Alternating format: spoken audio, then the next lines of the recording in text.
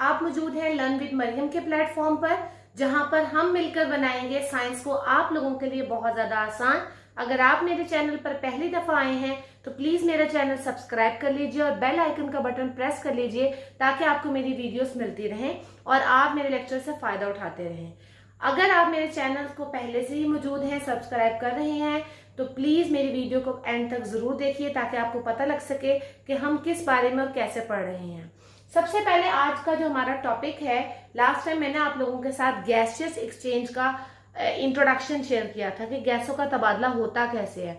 आज हमारे पास गैसों का तबादला है, गैसियस एक्सचेंज इन प्लांट्स, कि पौधों के अंदर गैसों का तबादला आखिर कैसे होता है। हम इंसानों के अंदर, जानवरों के अंदर, परिंदों के अंदर तो एटलीस्ट नाक मौजूद है, नॉस्ट्रल मौजूद है, फेफड़े मौजूद हैं जिससे हम सांस ले रहे हैं, अंदर जा रहा है, पूरा एक मैकेनिज्म है।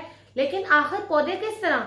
पौधे के पास ना हाथ है, ना पाँव है, ना नाक है, ना आंख है, ना कान है, कोई ऑर्गन पौधे के पास नहीं मौजूद। तो अगर पौधे के पास कोई ऑर्गन नहीं है तो एक पौधा आखिर गैसों का तबादला कर कैसे रहा है। तो ये चीज को समझने के लिए हमने आज टॉपिक को डिटेल में स्टडी करेंगे। उसके लिए आपको वीडियो को कंप्लीट देखना पड़ेगा। गैसियस एक्सचेंज इन प्लांट्स, तो चलिए शुरू करते हैं। पौधों में सबसे पहले जो सबसे प्रोमिनेंट रीजन होता है वो होता है उसका सब्ज हिस्सा, और वो सब्ज हिस्सा बनता है उसके पत्तों से, उसके लीफ से। तो हमने एक लीफ का ट्रांसफर सेक्शन यहाँ पे ले लिया कि इंटरनल स्ट्रक्चर ऑफ लीफ देख सकें, पत्तों का अंदर का स्ट्रक्चर देख सकें कि वो क्या अंदर की ऐसी चीज है जो पत्तों से गैसों का तबादला करवाने में मदद देती है। तो पौधे का हर हिस्सा ही गैसों के तबादले में मुलव्विस है, चाहे आपके पास उसकी स्टेम हो, तना, चाहे उसकी रूट यानी कि जड़ हो, चाहे आपके पास उसके पत्ते हो। तो आइए पत्तों के बारे में देखते हैं। तो वो बता रहा है कि जो हमारे पत्ते हैं, लीव्स हैं, अगर हम लीव्स की बात करें, पत्तों की बात करें, तो इनमें स्टोमेटा होते हैं, गार्ड सेल्स ही मौजूद होते हैं जो कि आपको गैसों के तबादले में मदद देते हैं। अब ये जो गार्ड सेल्स हैं या ये जो स्टोमेटा है, इनके बारे में हम लोगों ने 9th क्लास में पढ़ा है कि पत्ते के सरफेस के ऊपर ये एक ओपनिंग मौजूद होती है और इनके बाहर इनकी मुहाफिज, इनको हिफाजत देने वाला एक गार्ड सेल होता है।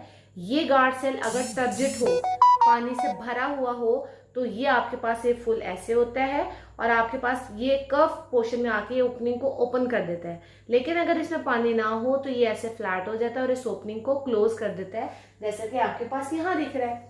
अब दिन के वक्त की सिचुएशन और रात के वक्त की सिचुएशन में बहुत फर्क है। हम कहते हैं कि जब दिन का वक्त होता है, गैसियस एक्सचेंज जब दिन के वक्त में हो रही होती है, तो आपके पास दिन के वक्त तो पौधों में एक और अमल भी है और उस अमल का नाम है फोटोसिंथेसिस। ये फोटोसिंथेसिस का अमल दिन में भी हो रहा है लेकिन रात में नहीं हो रहा।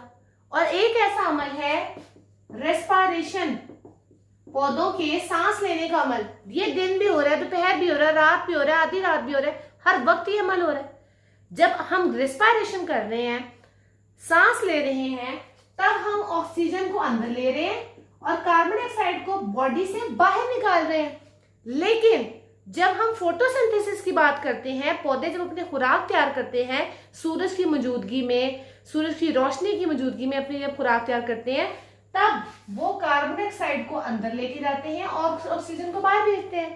तो दिन के वक्त तो हमारा भी जो वेस्ट है, CO2 है, या पौधे का भी सांस लेके जो वेस्ट CO2 निकल रहा है, वो वेस्ट नहीं रहता, फोटोसिंथेसिस में इस्तेमाल हो जाता है और ऑक्सीजन वहां से पैदा होती है। यही आपके पास जो गैसें हैं यहाँ से निकलती रहती है, अंदर आती रहती है, जाती रहती है और सिलसिला चलता रहता है। लेकिन रात के वक्त तो फोटोसिंथेसिस नहीं है, रात के वक्त तो स्टोमेटा बंद है। तो फिर रात के वक्त ऐसा होता है कि जो माहौल में ही मौजूद ऑक्सीजन है, इसको अंदर लिया जाता है और कार्बन डाइऑक्साइड को जो है वो बाहर निकाला जाता है। और वो बाहर निकालने के लिए फिर कौन सा रास्ता बचता है? क्योंकि आपके पास रात के वक्त तो ये जो स्टोमेटा है ये बंद होते हैं। ये पत्ते का आपको स्ट्रक्चर दिखाया गया है जिसमें वो आपको बता रहे हैं कि ये इसकी एपिडर्मिस है, ये अपर एपिडर्मिस है, ऊपर वाली लेयर, ये नीचे एपिडर्मिस है, लोअर एपिडर्मिस है आपके पास नीचे वाली लेयर। ये दोनों ही आपके पास है मेसोफिल सेल। अगर 10th क्लास की बात करें तो आपके पास लेवल छोटा है तो सिंपली इन्हें कह दिया जाता है mesophyll cell. But when we are talking about first year and second year, ये जो लंबे लंबे सेल्स हैं इन्हें कहा जाता है पैलासाइड मेसोफिल सेल। ये जो सर्कुलर सेल्स हैं इन्हें कहा जाता है स्पॉन्जी मेसोफिल सेल। स्पॉन्जी इसलिए कि इनके दरमियान में जगह होती है, खाली जगह होती हैं, और इन खाली जगहों में जो एयर है वो मूव कर सकती है। हवा जो है वो मूव कर सकती है, एक जगह से दूसरी जगह जा सकती है, गैसों का तबादला हो सकता है। तो रात के वक्त फोटोसिंथेसिस नहीं है, गार्ड सेल्स ओपन नहीं है, स्टोमेटा ओपन नहीं है, तो इनके जरिए से गैसों का तबादला होगा। फिर हम आ जाते हैं अपनी स्टेम की तरफ। स्टेम की तरफ जब हम आए तो हमने कहा कि हमारे तने पर भी, पौधे के तने के ऊपर भी तो ऐसा कोई स्ट्रक्चर नहीं है। उन्होंने कहा है, जो आपके पास तना होता है उसके ऊपर छोटे छोटे से स्कार होते हैं, ऐसे छोटे छोटे निशान होते हैं जो कि हमें नजर नहीं आते। ये निशान माइक्रोस्कोपिक है, माइक्रोस्कोप में नजर आते हैं। और ये निशान कहाँ होते हैं? जो तने के ऊपर, स्टेम के ऊपर एक कवर होता है, एक लेयर होती है, एक छिलका होता है जिसे छाल कहा जाता है, जिसे बार्क कहा जाता है, उसके अंदर ये छोटे छोटे से सुराख मौजूद होते हैं। और ये जो छोटे छोटे सुराख मौजूद हैं इन्हें कहा जाता है लेंटिसेल्स।